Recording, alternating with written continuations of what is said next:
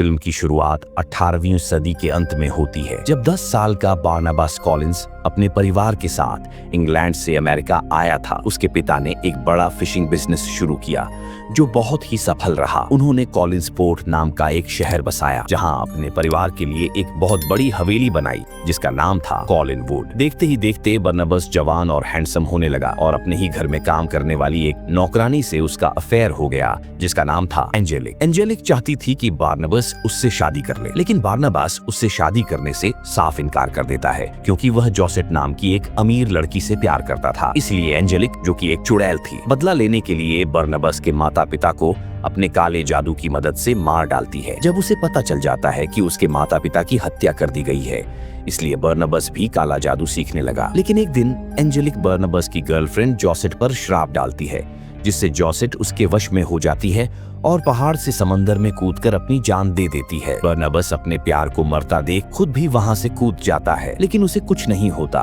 क्योंकि एंजेलिक ने उसे श्राप दिया था, जिस वजह से बार्नाबास एक वैम्पायर बन चुका था और वह अब अमर हो जाता है। एंजेलिक चाहती थी कि उसका दुख कभी खत्म न हो। फिर वह गांव के लोगों को बार्नाबास का वैम्पायर रूप दिखाती है और लोग उसे पकड़कर एक ताबूत में बंद कर देते हैं। एंजेलिक को बहुत खुशी मिलती है क्योंकि उसने अपना बदला ले लिया था। इसके बाद कहानी दिखाई जाती है 200 साल बाद, साल 1972 में। हम एक विक्टोरिया नाम की जवान लड़की को देखते हैं जो ट्रेन में सफर कर रही होती है, जो बिल्कुल जोसेट की तरह दिख रही थी। वह गवर्नेंस की नौकरी के लिए कॉलिंसपोर्ट जा रही है। ट्रेन से उतरने के बाद वह कुछ लोगों के साथ लिफ्ट लेती है और वे उससे पूछते हैं कि वह न्यूयॉर्क से इतनी दूर मैन क्यों आई है। वह जवाब देती है कि वह एक दोस्त से मिलने आई है। जब वह कार से उतरकर कॉलिनवुड की तरफ बढ़ती है तो सामने एक शानदार लेकिन पुरानी और रहस्यमयी हवेली देखती है, जहां अजीब सा सन्नाटा भरा माहौल होता है। उसे दरवाजे पर घर का नौकर विली लूमिस मिलता है, जो उसे हवेली के अंदर लेकर जाता है। अंदर घुसते ही वह इतनी बड़ी हवेली देखकर हैरान रह जाती है। वह बार्नाबास का एक तस्वीर देखती है और उसके बारे में पूछती है। तभी वहाँ एलिजाबेथ आती है, जो कॉलिंस परिवार की मुखिया थी। एलिजाबेथ उसका एक छोटा सा इंटरव्यू लेती है और उसे घर के 7 सदस्यों के बारे में बताती है, जिसमें एलिजाबेथ, उसकी बेटी कैरोलिन, उसका भाई रोजर और उसका बेटा डेविड, डॉक्टर जूलिया हॉफमैन और 2 नौकर शामिल हैं। डेविड एक 8 साल का बच्चा है जिसके देखभाल के लिए विक्टोरिया को रखा गया है। रात के खाने के दौरान हम कैरोलिन,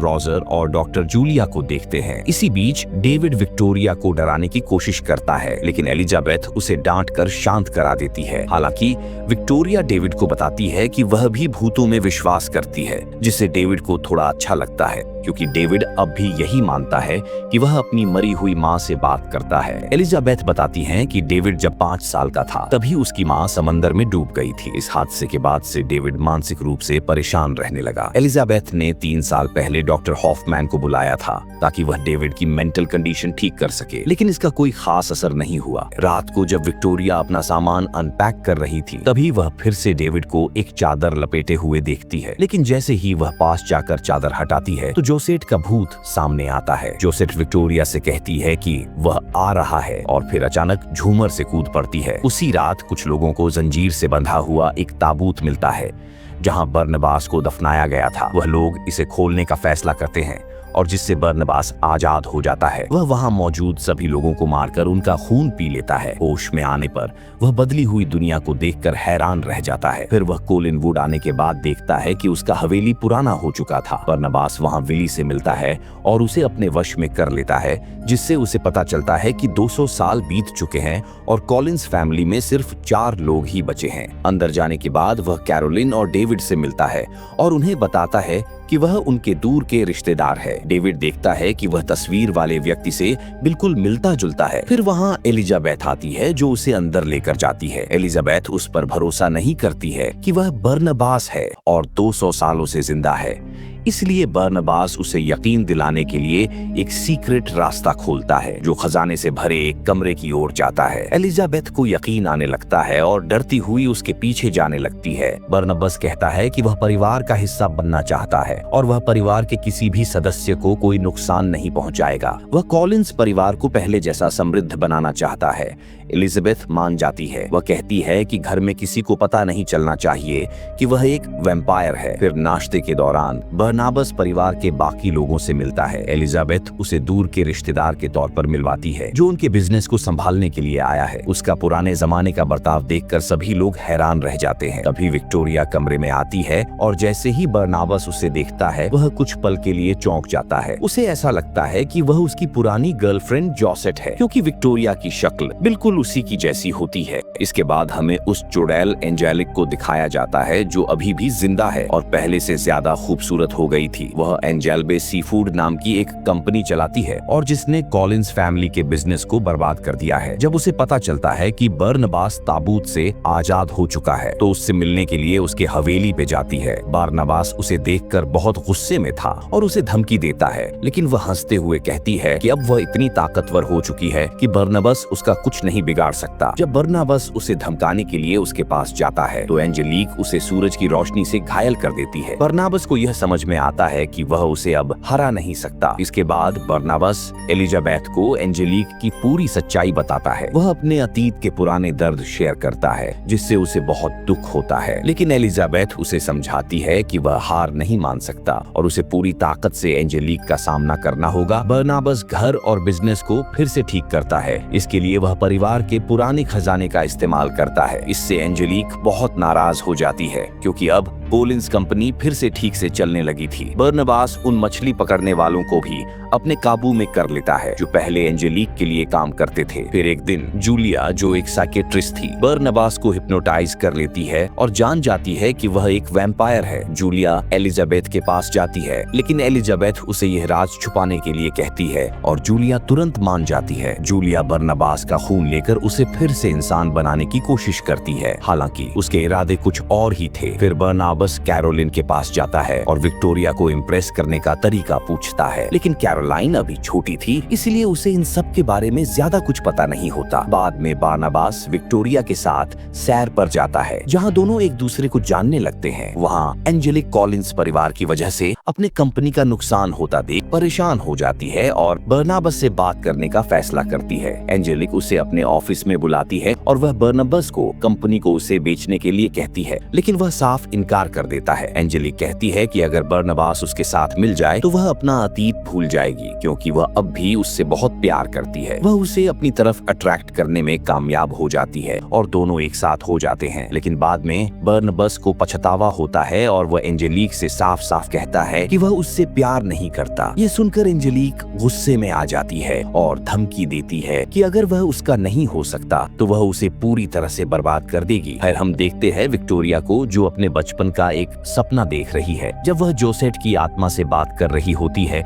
लेकिन उसके माता पिता को लगता है कि विक्टोरिया पागल हो चुकी है, इसलिए वे उसे मेंटल हॉस्पिटल भेज देते हैं। विक्टोरिया डर के साथ जागती है और फिर से जोसेट का भूत उसे नजर आता है। यह भूत उसे फिर से हॉल की ओर ले जाकर झूमर की तरफ इशारा करती है। भूत उसे कहती है कि मुझे बचा लो, फिर अचानक जमीन पर गिर जाती है। लेकिन विक्टोरिया को समझ में नहीं आता कि ये भूत क्या कहना चाहती है। इसके बाद बर्नबास अपने परिवार के साथ एक बड़ी पार्टी करने का प्लान बनाता है ताकि शहर के लोगों के सामने अपना रुतबा दिखा सके। वह एक बड़ी पार्टी देते हैं जिसमें पूरे शहर को बुलाया जाता है और सारे लोग एंजॉय कर रहे होते हैं। लेकिन तभी बर्नबास देखता है और उससे पूछने पर डेविड उसे बताता है कि उसके पापा एक लड़की से बात कर रहे हैं, इसलिए उसे बाहर से किसी को अंदर न जाने देने के लिए खड़ा किया था। अंदर रोजर एक लड़की के साथ मजे कर रहा था और मेहमानों के कोट से पर्स चुरा रहा है। लड़की के उस बच्चे के बारे में पूछने पर रोजर कहता है कि उसे नहीं पता कि वह बच्चा कौन है। बर्नबास खिड़की से यह सब देख रहा होता है। बाद में वह विक्टोरिया को बालकनी पर खड़ा देखता है और उसके पास जाता है। विक्टोरिया अपने अतीत के बारे में बताती है। वह कहती है कि बचपन में वह भूतों को देख सकती थी, इसीलिए उसके माता पिता ने उसे मेंटल हॉस्पिटल भेज दिया था। वह बताती है कि उसे लगता है कि वह बर्नबास को हमेशा से जानती है और वह हमेशा से कॉलिंस पोर्ट की ओर खींची जा रही थी। फिर वे दोनों एक दूसरे को किस करने लगते हैं, लेकिन तभी वहां एंजेलिक भी आ जाती है और उन्हें देखकर और भी ज्यादा गुस्सा हो जाती है। बर्नबास जल्दी से खुद को इंसान में बदलने के लिए जूलिया के पास जाता है, लेकिन पता चलता है कि वह उसका खून अपने शरीर में डाल रही है। उसे पता चलता है कि वह उसे इंसान बनाने में मदद नहीं कर रही थी, बल्कि खुद को वैम्पायर बनाने के लिए उसका खून इस्तेमाल कर रही थी ताकि वह उसकी तरह अमर हो सके। बर्नबास ये धोखा बर्दाश्त नहीं कर पाता और उसका सारा खून चूस कर उसे मार देता है और विली के साथ जूलिया की लाश को समंदर में फेंक देता है। अगले दिन रॉजर उस खजाने वाले रूम में जाने का रास्ता ढूंढ रहा होता है। तभी बर्नाबस उसे देख लेता है और उसे दो ऑप्शन देता है, या तो अपने बच्चे डेविड के साथ खुशी से इसी हवेली पे रहे, या फिर वह इस हवेली और अपने बच्चे को छोड़कर कहीं दूर चला जाए। रॉजर दूसरा ऑप्शन चूज करता है और अपना सामान लेकर वहां से चला जाता है। ये देखकर डेविड बहुत दुखी हो जाता है और दौड़ते हुए भागने लगता है। तभी उसका पैर सीढ़ी से टकराता है, जिससे झूमर उसके ऊपर गिरने ही वाला होता है कि बर्नाबस अपनी फुल स्पीड में दौड़ते हुए उसे बचा लेता है। जिसके बाद सबको पता चल जाता है कि बर्नब्स एक वैम्पायर है। विक्टोरिया को इस बात का धक्का लगता है और वह चली जाती है। बर्नाबस एंजेलिक के पास जाता है और उससे उस पर लगाया गया श्राप हटाने के लिए कहता है। एंजेलिक उसे खून पीने को देती है और बताती है कि वह जूलिया हॉफमैन के बारे में सब कुछ जानती है कि कैसे उसने उसे मारकर समंदर में फेंक दिया। फिर एंजेलिक बर्नाबस को एक आखिरी मौका देती है। अगर वह उसके साथ रहने के लिए मान जाए तो वह उसके परिवार को कभी नुकसान नहीं पहुंचाएगी, लेकिन अगर वह इनकार करता है तो वह उसे फिर से ताबूत में बंद कर देगी। बर्नाबस साफ कहता है कि वह उसके साथ नहीं रह सकता